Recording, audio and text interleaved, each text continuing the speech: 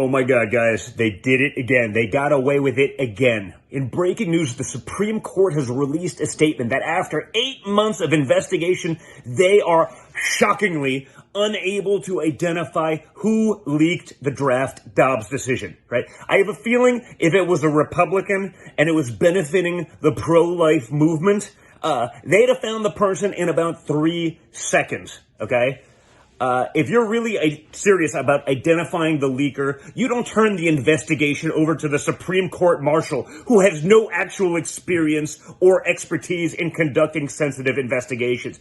If you want accountability, if you want credibility with the people, you don't do that. Speaking of accountability, this kind of nonsense and the fact that they can't find something like this in D.C., means that accountability is out the window for the elites. Remember when Bret Baier indicated that the SCOTUS investigation leak was proceeding intensely? Well, despite all that intensity, so many people here, myself included, knew that nothing was going to happen, knew that they'll get away with it because the left always gets away with it. Again, if this was breaking for the right, no way. They'd have had this person.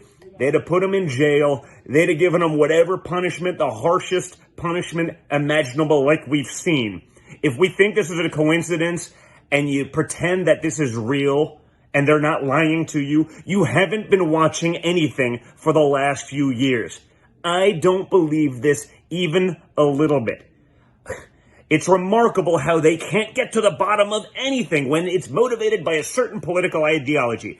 When it motivates an entire political base against conservatism, despite all-time disasters coming out of the Democrat Party, whether it be inflationary, whether it be wars, whether it be the economy, etc., etc., etc., right? The same way Obama magically seemed to know the outcome of Obamacare before it was made public, that's how this happened.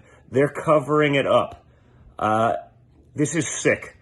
Okay, I don't trust any of these people anymore. And I genuinely believe that they know who it was, but they won't tell us because it would hurt their institutions that they're trying to protect. Okay? Again, if the leak affected the left, they would have found the culprit in seconds. Right? Sunlight is the best disinfectant, but guess what, guys? They're going to keep perpetuating these lies. I'll never trust anything that comes out of these buildings again, and I've been a skeptic for a long time because I've borne witness to this. I've been attacked by these clowns. This is yet another one of those things that magically, all of a sudden, as long as it's, it's like the Epstein client list, right? If Trump was on that list, it would have leaked, or at least his name would have leaked, and they would have covered up all the Democrats. You know he's not on that list because it didn't. This is scary stuff. The license to leak. Now they're going to do this. They're going to weaponize it, knowing that there's no consequence for them. That'll endanger these decisions. That will sow discord and distrust in our institutions and our governmental bodies, as if we don't have enough of that after the last few years.